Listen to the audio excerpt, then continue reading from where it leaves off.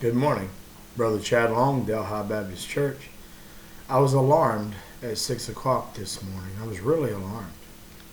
And so I got up and I turned off the alarm. Oh, goodness. You can see why I didn't go into comedy for a living. Uh, I'll tell one more. You know how they have those signs on the highway, for speed, and especially bigger highways, interstates, they'll have one for suggested day speed, one for suggested night speed. Well, a lady, I won't call her a blonde, I'll just say she was a lady, thought that the letters on her steering column meant uh, park, reverse, nighttime, and daytime. And so she wasn't able to drive the suggested speed at night because her car wouldn't go in the end. And we're talking about choices this morning, and I made the choice to tell two really dumb jokes, and you guys made the choice to roll your eyes at me. But we're in Joshua 24, and we're going to look at a choice. And like I said, this is if not my favorite verse, it's one of my favorite verses because there is a choice to consider. Now, we're going to start in verse 11 this morning. As we read into what I'm talking about, I want you to remember that Joshua is old, and he's led the people valiantly. He's been their leader since Moses died. He carried them over the Jordan River into the Promised Land, and he has seen to it that the children of Israel have inherited the land God promised them, and it's fully furnished. And now he's just giving them a brief summary history lesson of what God has done for them. And here's what he's saying in essence before I even read. He's saying, look back over your own history. We've seen what you can do. Look back over recent history. We've seen what God can do. How do you want to go forward? Do you want to go forward doing things the way you do them, the way that your forefathers have done them without God? Or do you want to go forward with the way God does things? And I've always believed in order to help someone make the right choice in anything, spiritually speaking, absolutely, but in anything, in order for someone to make a good choice, they need all of the information presented to them. They need to see what their alternatives are and what kind of consequences come with their actions. It doesn't matter if you're trying to decide between buying a Ford or a Chevy, which, by the way, let me just go ahead and help you with that. I'm kidding. I don't care what people drive. I just like to joke about it. But seriously, every decision needs to be an informed decision. And one of the reasons that we aren't as good today as soul winners is, and by soul winner I mean leading people to Christ and helping them to find the truth in Him, is because we're not great at presenting the options and presenting the evidence and presenting the truth. One of the evidences of Jesus is what He's done in our life. And sometimes we don't live it the way we're supposed to, so it's hard for us to show that evidence. It's there, but it's obscured by the way we act and the things we do. So if you're going to help someone know Jesus, you've really got to work on the presentation. And so Joshua's giving a presentation here, and without further ado, let's look at it. Verse 11, he says, "And you went over Jordan and came unto Jericho, and the men of Jericho fought against you. The Amorites, the Perizzites, Canaanites, Hittites, Girgashites, Hivites, Jebusites. Jebusites were the ones that were settled around Jerusalem. Anyway, I delivered them unto your hand. And I sent the hornet before you, which drove them out from before you, even the two kings of the Amorites, but not with thy sword nor with thy bow." Now Joshua is not speaking first person about himself. Remember, he started this with, "Thus saith the Lord." So these are the things that God is saying to the people through Joshua. And I try to do this at least 3 times a week, and really more than that if you count the devotionals. I try to speak not what I think, but what God tells us, His Word, what He has to say. And this is what God is saying to Israel, and Joshua is the mouthpiece. He says in verse 13, "I have given you a land for which you did not labor, cities which you did not build, and you dwell in them. Of the vineyards and olive yards which you planted not do you eat." In other words, you didn't even have to plant these things.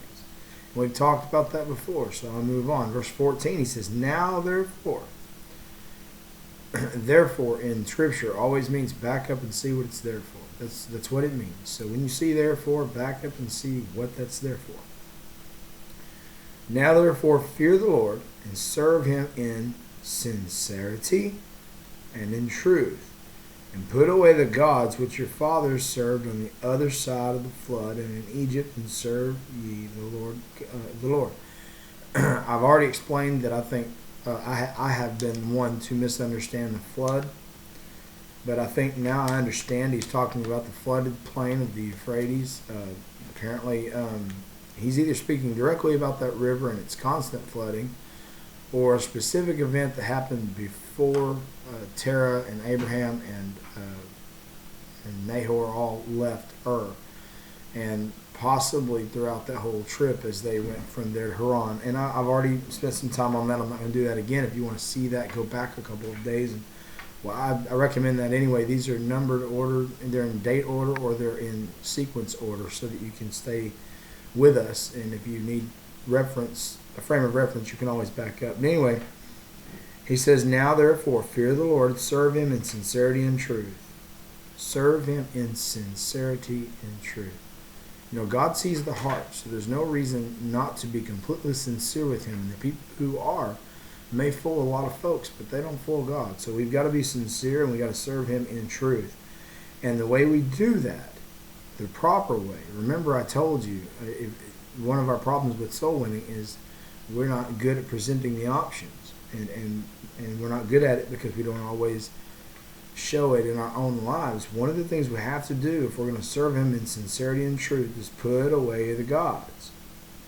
Now, it's interesting to me that Joshua is telling the people this here.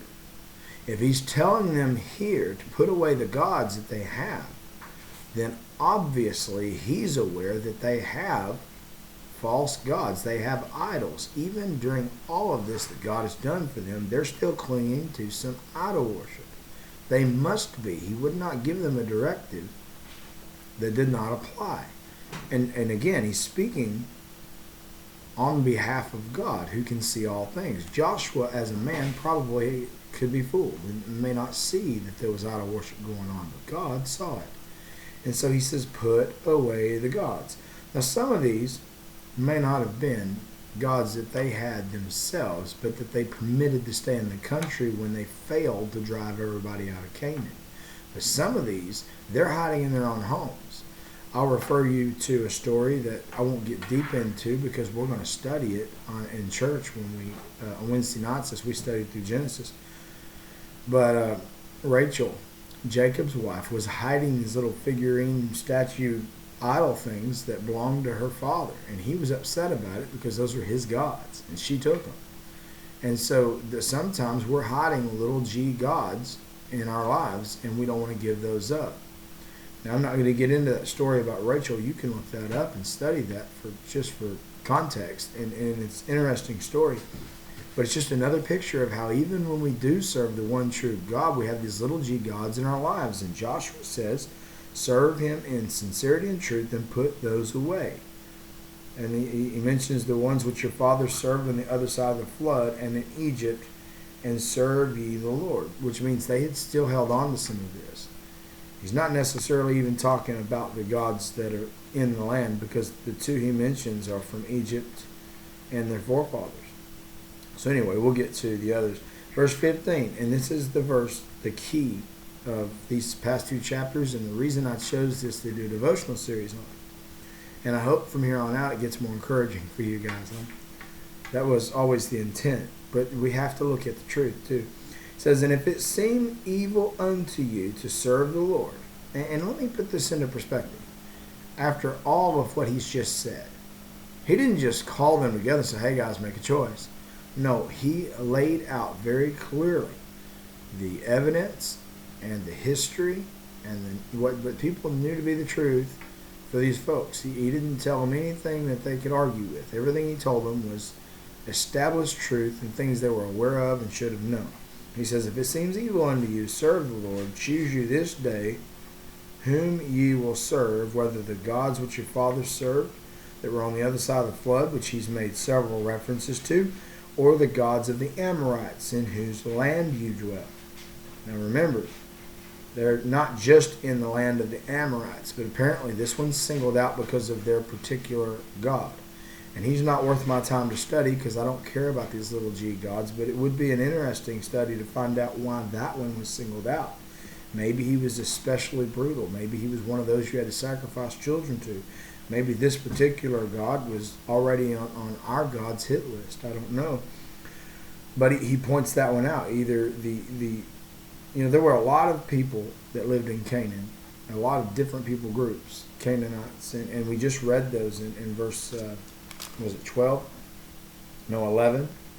The Amorites, Perizzites, Canaanites, Hittites, Girgashites, Hivites, and Jebusites. He singles out the Amorites. I don't know why. It'd be an interesting study, but not going to go there today. Just know that sometimes God is very specific about the things that He wants us to stop doing, and this is one of those times. He says, choose, make a choice, whom you will serve, whether it be the gods which your fathers served, that were on the other side of the flood, or the gods of the Amorites in whose land you dwell. But as for me and my house, we will serve the Lord. One of the things that I love about Joshua is he stood as the head of his household and made household decisions. He made decisions that would affect his family, and he took that very seriously. He was the leader of his household. Men are supposed to be that. Usually you find when a woman is doing the role, it's not because necessarily she wanted to, it's because there was not a man who would. Typically when you find a woman in leadership, it's because there's a lack of men who will. I think a woman would be willing to submit to a man who's willing to follow the Lord. That's what I think. I don't want to get into an argument about the battle of the sexes. God's way's right, our way's wrong, and that's all there is to that. But I honestly think that women wouldn't have a problem following men if men would follow God. But anyhow, verse 16, the people answered and said, God forbid that we should forsake the Lord to serve other gods. For the Lord our God, He it is, that brought us up and our fathers out of the land of Egypt, from the house of bondage, and which did those great signs in our sight, and preserved us in all the way wherein we went, and among all the people through whom we passed. And the Lord drave out from before us all the people, even the Amorites, which dwelt in the land. Therefore will we also serve the Lord, for He is our God. Now their answer is good, but evidently they didn't mean it. Now you're going to read this next part, and you're going to think, why would he say such a thing? And I am so glad you asked. I'm looking forward, Lord willing, tomorrow to get into this in depth, because this is an interesting passage and one of the reasons I chose it. You guys really need to see what's going on here. Now I'm going to tease you a little and give you a bit of this. I'm not going to get as deep as I want to, because I'm not going to have the time, and I don't want to take the time today. But just notice this. Their answer sounds right, but this is lip service. And you say, how do you know that? Well, I'm glad you asked. I'm fixing to show you. But their answer, at least what they're saying with their mouth, sounds great. It says, hey, of course we're going to serve God. He's the one who led us out of Egypt. He's the one who brought us into this land and drove out the people. And of course we will. And it says at the bottom of verse 18, therefore we will also, that word also is important, we will also serve the Lord, for He is our God. I don't think they've heard a thing Joshua said. He's not just saying serve God also. He's saying serve God only in sincerity and truth. So his answer to them is interesting. He says in verse 19, Joshua said to the people, you cannot serve the Lord. You know, when I was a kid, I took it, well, sometimes still to this day, I take exception to someone telling me I can't do something. My travel agent tried to tell me I couldn't go to Israel without a group. And I thought, really? I'm 41 years old. I'm smart. I'm resourceful. I'm pretty tough. I mean, I'm not one that gets injured and sick all the time. So, and I give glory to God for that. But I'm just saying, I'm not one of these people that's always under the weather or sickly or weak or any of those things. So for him to tell me I can't go was a challenge. I took it as a challenge. You know, what do you mean I can't go? I'll fly over there by myself and find my way around with a map and a prayer. I mean, it'd be pretty dumb, but don't tell me I can't.